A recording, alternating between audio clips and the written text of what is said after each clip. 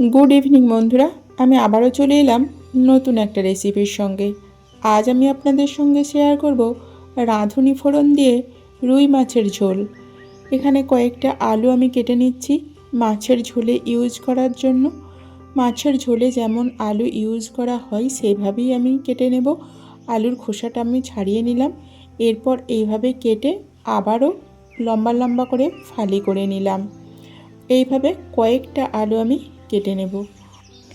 এই আলুগুলোকে এখন আমি জলের মধ্যে ডুবিয়ে দিচ্ছি, কারণ আলু অনেকক্ষণ কেটে রাখলে কালো হয়ে যায়। এখানে নিয়ে নিয়েছি রুই মাছ।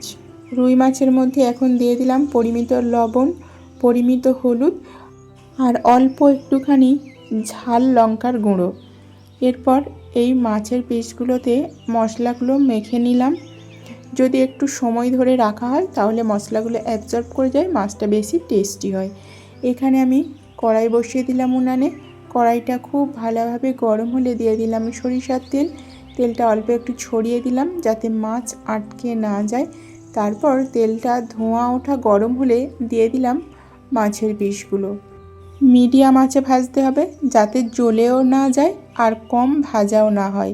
এক পিঠটা ভাজা হয়ে গেছে, অপর পিঠটা একইভাবে ভেজে নিলাম। মাছগুলো খুব সুন্দর, খুব লাল লালভাবে ভাজা হয়ে গেছে।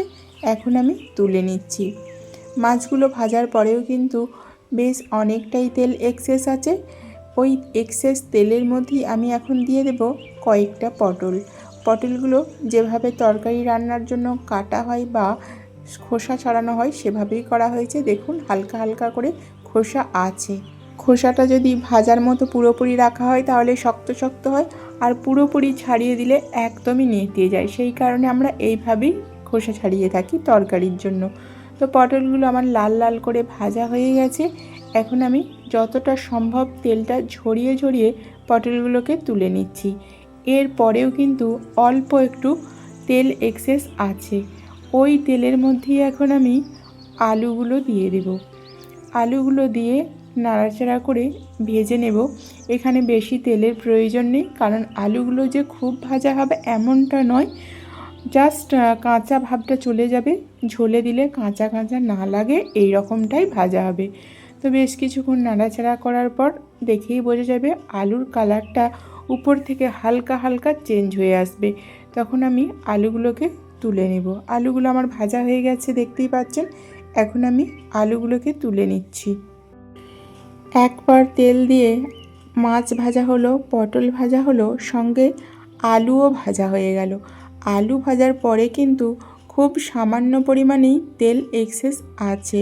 সেই কারণে এই তেলের মধ্যে এখন আমি আবারও অল্প একটুখানি সরিষার তেল অ্যাড করে দিলাম। এরপর ফোড়নে দিলাম রাঁধুনি 5 ফোড়ন। ফোড়নটা অল্প একটু নাড়াচাড়া করলেই একটা মিষ্টি গন্ধ বের হবে। এরপর দিয়ে দিলাম একটা বড় সাইজের পেঁয়াজ কুচি। পেঁয়াজ কুচিটা নাড়াচাড়া করে কালারটা অল্প একটু চেঞ্জ হলেই এর মধ্যে এখন দিয়ে দেব আদা কাঁচা লঙ্কা বাটা।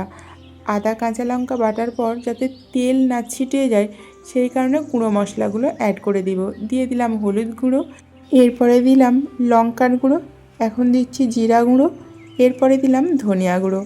এরপর মশলাটা অল্প কিছুক্ষণ নাড়াচাড়া করে এখন আমি দিয়ে দেব টমেটো কুচি। এরপরে দিয়ে দিলাম লবণ যাতে টমেটোগুলো খুব সহজেই গলে যায়। এখন দিয়ে দিচ্ছি কয়েকটা সজনা ডাঁটা। ডাঁটাগুলো এখন মশলার সঙ্গে কিছুক্ষণ কষিয়ে নেব। কষানোর সময় দিয়ে দেব শিলপাটা ধোয়া জলটা। এরপর আবারও কিছুক্ষণ কষাবো। ডাঁটাগুলো কিন্তু কোনোভাবেই ভেজে নিইনি, কারণ ডাঁটা এমনিতেই শক্ত, আবারও ভাজলে আরও শক্ত হয়ে যাবে। সেই কারণে মশলার সঙ্গে কষিয়ে নিলাম। মশলাটা কষানো কমপ্লিট, তেল ছেড়ে দিয়েছে। এখন আমি দিয়ে দিচ্ছি পরিমিত জল। পরিমিত মানে ডাঁটাগুলো সেদ্ধ হতে হবে, আলু পটলও সেদ্ধ হতে হবে, সঙ্গে অল্প একটু ঝোলও থাকবে। তো জলটা দেওয়ার পর এখন আমি দিয়ে দিলাম ভেজে রাখা আলু পটলগুলো। এরপর অল্প একটু নাড়াচাড়া করে আগে থেকে ভেজে রাখা মাছগুলোও এখন আমি অ্যাড করে দেব। মাছগুলো দেওয়ার পর ঢাকা দিয়ে 10 মিনিটের জন্য ফুটিয়ে রেখে 5 মিনিট অবশ্যই স্ট্যান্ডিং টাইম দিয়ে দেব, যাতে থিকনেসটা ঝোলের ভালো হয়। তো 10 মিনিট পর রেসিপিটা আমার কমপ্লিট। রাঁধুনি ফোড়ন দিয়ে আলু পটল সজনে ডাঁটা দিয়ে রুই মাছের ঝোল। আপনাদের কেমন লাগলো এই রকম একটা হেলদি টেস্টি রেসিপি অবশ্যই কমেন্ট করবেন। আজ তাহলে আসি বন্ধুরা।